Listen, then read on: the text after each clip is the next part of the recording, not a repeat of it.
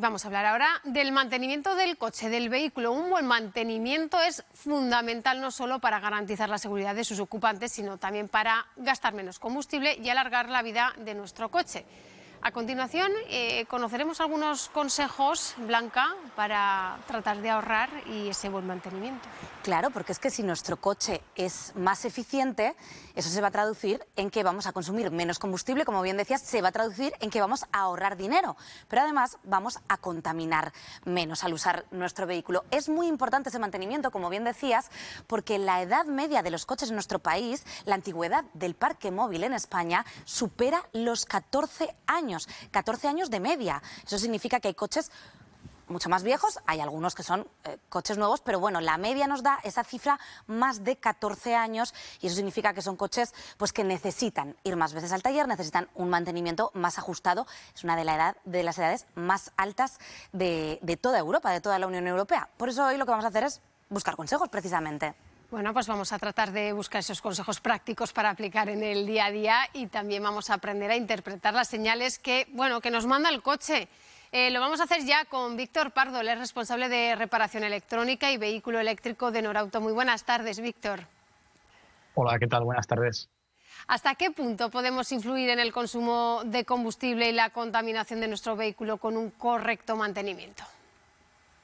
Bueno, pues la verdad es que en el tema de los neumáticos, por ejemplo, podemos lograr reducir el consumo de combustible, ¿vale? Una cosa tan sencilla como acudir a revisar la presión una vez al mes, ¿vale? Nos puede ayudar a reducir el consumo de combustible. Lo más habitual que es que el neumático pierda presión, aire con el tiempo, ¿vale? Eso hace que, digamos, la resistencia a la rodadura del neumático aumente y, por tanto, también aumente el consumo de combustible, con lo cual yo creo que sería un consejo muy, muy importante el revisar como mínimo una vez al mes la presión de los neumáticos y utilizar las informaciones que nos da el propio fabricante, ya sea en el manual o ya sea en el propio vehículo, tapa de combustible, por ejemplo, o incluso en el pilar que hay donde nos indica las presiones, llevarlas siempre a ese valor. Víctor, fíjate, estamos viendo una Sí. infografía en la que se nos indica que la presión de ese neumático no va a ser la misma, no va a ser necesario que sea igual si el coche va muy lleno o si el coche va vacío. Eso influye mucho cuando salimos de viaje, por ejemplo, y vamos con el maletero cargado y eso va a afectar también, ¿verdad?, a nuestro consumo y a nuestra eficiencia. Sí, correcto. En esa pegatina, ¿vale?, nos indica dos valores, ¿vale? Un valor cuando circulamos con poca carga, como nosotros conduciendo, y otro valor cuando efectivamente llevamos mucha carga, más ocupantes o maletas. En ese caso, la presión debemos de aumentarla un poquito, lo que nos indique el fabricante, para evitar justamente lo que acabo de comentar, ¿no? Que el neumático, que esa huella no pise bien y se produzca un consumo excesivo, ¿no? Efectivamente, eso es importante también tenerlo en cuenta. Y en cuanto al desgaste, vemos que hay un límite legal, pero también un límite recomendado. Sí, lógicamente el neumático al final con el tiempo se va desgastando, ¿no? Va a hacerse como si fuera una lija, ¿no? Se va desgastando y tiene en los canales principales, es muy sencillo comprobarlo, tiene como unos medidores de desgaste. El límite legal, digamos, son 1,6 milímetros, ¿vale? Que nosotros visualmente podemos revisar, ¿vale?, pasando la mano por esos canales principales, donde a lo largo del neumático veremos ese testigo de 1,6 que nos dice que legalmente no podemos circular por debajo de ese valor, ¿no? Nosotros, en general, el taller, recomendamos que por debajo de 3 milímetros ya cambiemos el neumático, pero la legalidad nos dice que es 1,6, efectivamente. Víctor, hemos hablado ahora de los neumáticos, vamos ya con el aceite, porque a veces surgen dudas. ¿Cada cuánto es recomendable cambiar el aceite y cómo puede llegar a influir en ese mantenimiento del vehículo y, por supuesto, también en el gasto? Sí, bueno, el segundo elemento es el aceite, ¿no?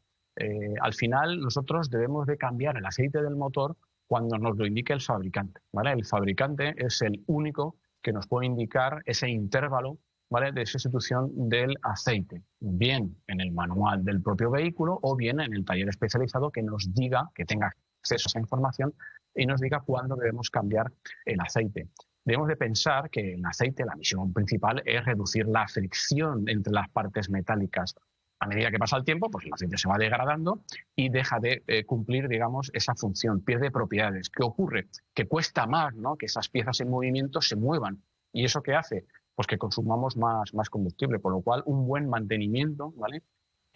Nos hará que reduzcamos el consumo de combustible, no solo con el aceite, sino también con otros filtros, como puede ser el filtro de aire, ¿vale? El filtro de aire, al final un motor necesita de aire para funcionar, por eso tiene un filtro de aire, y si se obstruye, pues sucede lo mismo, ¿no? Recibimos menos cantidad de aire y aumenta el combustible, ¿no? Con lo cual, bueno, pues esos pequeños trucos, digamos, para ayudar a reducir el mantenimiento y también prolongar, por qué no decirlo, la vida en este caso, del motor.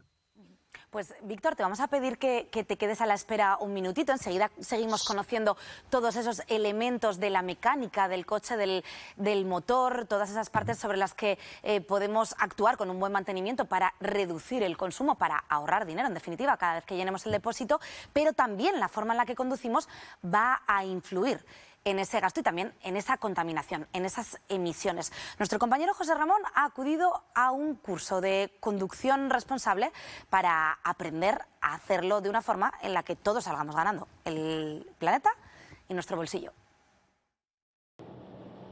Con el precio de los combustibles siempre elevado, más nos vale tener en cuenta una serie de consejos y pautas para que nuestro depósito y nuestro bolsillo no lo note.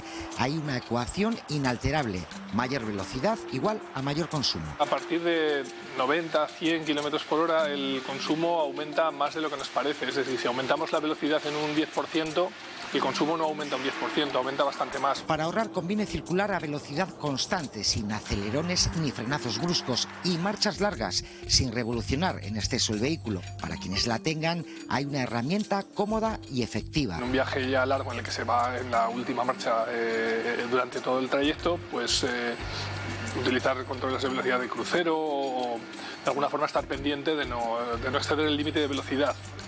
En general esto se dice por una cuestión de seguridad, pero también afecta muy directamente al consumo. Y en los coches más actuales hay más opciones para ahorrar porque ya no se depende solo de nuestra conducción.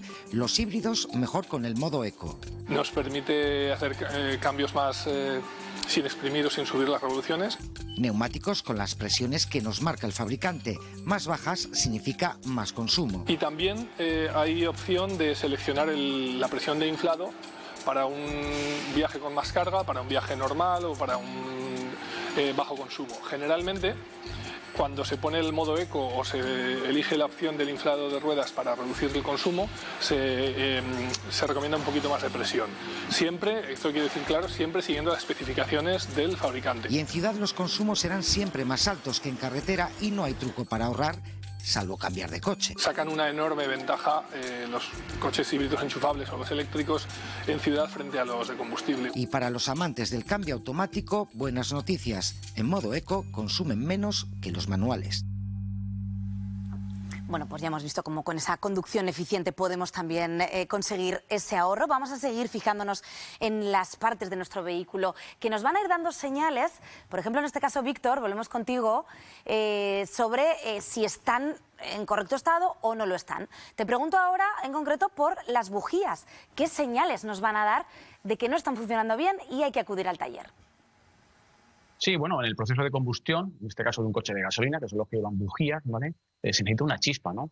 La bujía es quien provoca esa chispa, pero pues como todo en la vida, como todos los materiales, se van degradando con el tiempo. ¿Y qué pasa? Que al final podemos notar que el coche, pues bueno, pues no funciona igual.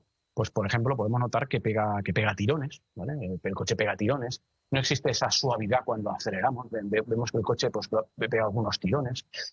Pues qué sé yo, digamos, podemos notar a la hora de arrancar alguna dificultad. Son pequeñas señales que sin encenderse un testigo de avería en el cuadro nos puede indicar que las bujías, pues bueno, ya necesitan pues una sustitución, ¿no? Un cambio. Y nos vamos a fijar también en el tapón del depósito del combustible, que muchas veces puede pasar desapercibido, o vemos que está un poco ya dañado, pero decimos, bueno, no pasa nada. No, sí que pasa, ¿verdad? Claro, el tapón de combustible, que es algo que parece sorprendente, ¿no? Pero muchas personas pues igual pues no lo cierran bien, ¿vale? Porque no acopla bien, o se queda un poco de lado. Eso va a provocar, lógicamente, que los vapores de combustible se escapen por ahí, y es algo que parece así un poco de risa, ¿no? Pero es cierto, o sea, es que al final por ahí se escapa el combustible, hay que cerrarlo bien, estar seguro, asegurarse, ¿vale? En algunas marcas, incluso cuando haces el giro notas un clic, ¿vale? Que es como un elemento de seguridad para decir, vale, sí, ya está cerrado, ¿vale? Y sí, es algo que realmente debemos de revisar. Quizá, como bien decías, Víctor, nos puede hacer cierta gracia este consejo, parece excesivamente básico, pero bueno, es que es importante, ¿no? Se puede perder ahí esa parte de combustible simplemente por la acción de la evaporación. De nuevo te vamos a pedir que te mantengas a la espera porque queremos comprobar si realmente los aragoneses siguen todos estos tipos de consejos, si escuchan a su vehículo, como nos comentaba Víctor, esas señales que nos pueden mandar, por ejemplo, las bujías, si están atentos, si acuden al taller y si llevan ese mantenimiento al día. Esto es lo que nos han contado. Hombre, un poco cuando toca, porque avisa el ordenador del coche. Avisa cuando tienes que cambiar el aceite, y etcétera, etcétera. Pero sí que llevo el mantenimiento de él, esto bastante correcto. Normalmente sí, sobre todo cuando voy a hacer un desplazamiento largo, pues miro presión de neumático, niveles de los líquidos de aceite, frenos, en fin. Pues de todo un poco, el nivel de aceite y tal, y además siempre me adelanto a las fechas o a los kilómetros. Yo era muy precavido porque hacía viajes largos. Aún así, me dejó tirado 2 veces. Después de una revisión previa. Que yo no paso las revisiones, las pasa mi padre porque he estado viviendo fuera 6 meses, entonces pues en ese tiempo ha estado mi padre encargado del coche y mi hermano. No estoy pendiente de esto y del otro. Yo cuando toca la ITV es cuando lo llevo a la revisión. Bueno, ya escuchábamos un momento muy oportuno, que es cuando llega la ITV, es cuando muchos llevan esos vehículos a la revisión, otros dicen, no, mi padre, otros estoy fuera, otros le escucho, otros no. Pero, Víctor, lo que está claro es que a veces, bueno, lo dejamos a un lado ahí la salud de nuestro vehículo, pero ¿tú crees que sería conveniente más formación, más recordatorio en cuanto a este mantenimiento del vehículo? Muchas veces hay cosas que las escuchamos, pero no sabemos bien y decimos, bueno, pues no. Sí, bueno, yo la verdad es que sí, bueno, recomiendo un poco de formación o de información. Yo creo que lugares como este, ¿no? Como este programa, yo creo que también ayuda a concienciar y con unos pequeños consejos que al final, pues bueno, yo creo que ha salido ya el tema de las presiones de los neumáticos, que es muy sencillo, llevar el mantenimiento al día, ¿vale? Es verdad que los coches un día nos avisan, tienen esos testigos, ¿vale? Estar un poquito pendiente, nos pide muy poco.